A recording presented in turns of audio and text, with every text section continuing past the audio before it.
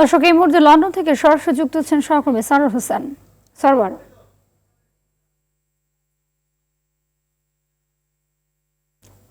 জানাবেন সবশেষ ফলাফলে লেবার পার্টির কতটি আসনে জয় পেয়েছে এবং বাংলাদেশি বংশোদ্ভূত বিজয়ী প্রার্থীরা কি বলছেন?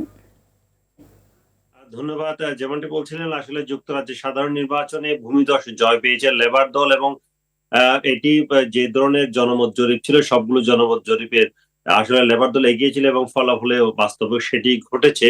এবং যুক্তরাজ্যের 58তম প্রধানমন্ত্রী হিসেবে কিছুক্ষণের মধ্যে হয়তো বা দায়িত্ব নেবেন labour leader sir Keir Starmer.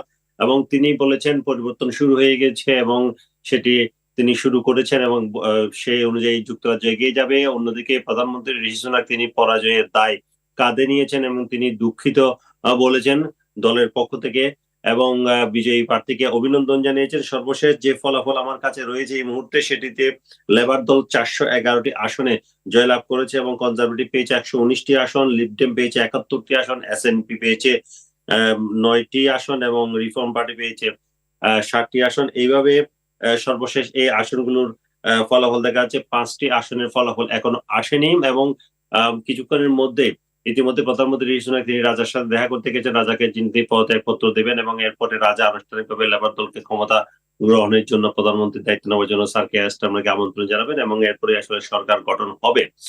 আরো একটি কথা যেটি বলে রাখি সেটি হচ্ছে সাবেক প্রধানমন্ত্রী লিজ ট্রাস পরাজিত হয়েছেন।